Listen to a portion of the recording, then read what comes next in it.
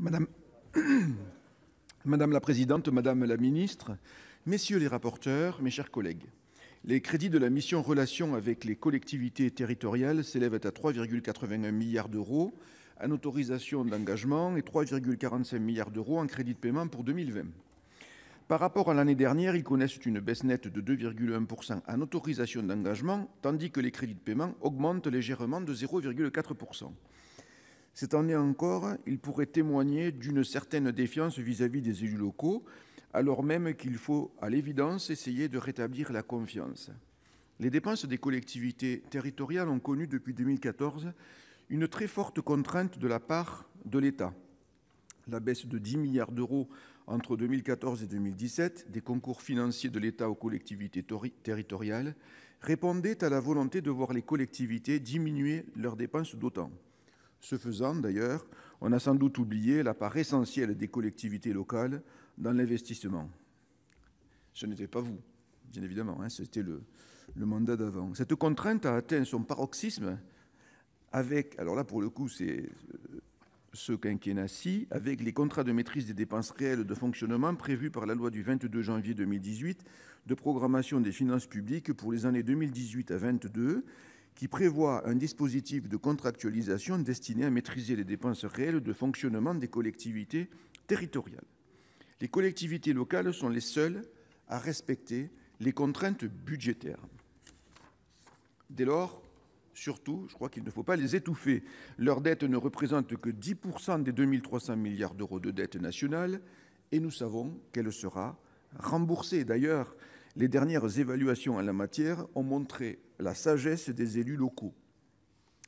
On entretient à tort l'idée que les maires seraient de mauvais gestionnaires. On les prive de leur autonomie et parfois, ils ont l'impression d'être infantilisés. Pour ma part, je fais confiance aux élus locaux qui ont tracé des trajectoires vertueuses en réduisant leurs dépenses de fonctionnement pour se ménager des possibilités d'investissement. La réforme de la fiscalité locale prévue dans le cadre de la première partie du projet de loi de finances à l'article 5 va engendrer un nouveau bouleversement auquel les collectivités territoriales devront faire face et s'adapter.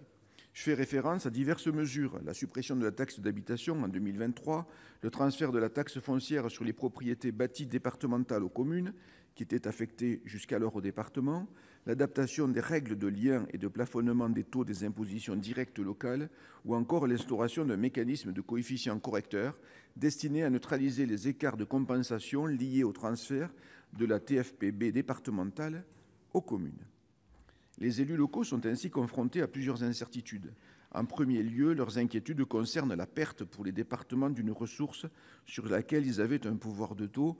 Mais Madame la Ministre, vous avez en partie répondu à ma QAG l'autre jour.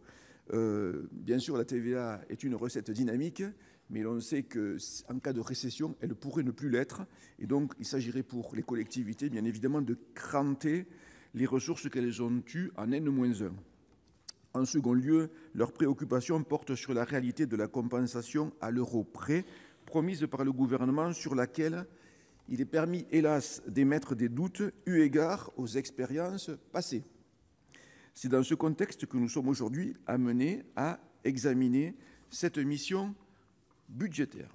Aussi, je veux ici rendre un hommage appuyé à tous les maires des petites communes rurales, ces élus exemplaires qui ne comptent pas leur temps pour rendre service à leurs administrés, qui s'engagent au quotidien pour dynamiser leur territoire, pour créer du lien, avec bien souvent peu de moyens. Je veux saluer leur engagement au service de l'intérêt général. Il y a un petit sujet qui est très technique que je voudrais aborder parce que j'ai un peu de temps. Il s'agit de la capacité pour les collectivités locales à participer à des sociétés commerciales. Et c'est très important dans le cadre des énergies renouvelables, par exemple. Nous avons, et je vais poser un amendement non rattaché pour ce faire. Aujourd'hui, les collectivités locales ont la capacité de rentrer au capital de sociétés commerciales, et on sait quand même le rapport intéressant qu'il y a, notamment au niveau des énergies renouvelables. Et je crois que c'est du bon investissement patrimonial. Or, il semblerait qu'il y ait un hiatus entre la loi climat et énergie et le CGCT, puisqu'on peut rentrer au capital. Par contre, sur les comptes d'associés, la collectivité ne peut y rester que 2 ans. Sébastien Lecornu, le ministre, a été saisi de ce problème-là et nous souhaiterions bien évidemment qu'on puisse participer à un compte d'associés pour une durée bien supérieure. C'est un problème très technique mais très important aussi pour l'acceptabilité des populations au niveau par exemple des éoliennes. Madame la ministre, mes chers collègues, ce projet de loi répond partiellement aux attentes de nos collectivités territoriales. Nous comptons beaucoup sur les amendements qui vont être examinés et qui, nous l'espérons, tendront à renouer la confiance avec nos élus locaux. Nous espérons, Madame la ministre, que votre passé d'élu local nous aidera à trouver une collaboration fructueuse au bénéfice de nos administrés. Merci.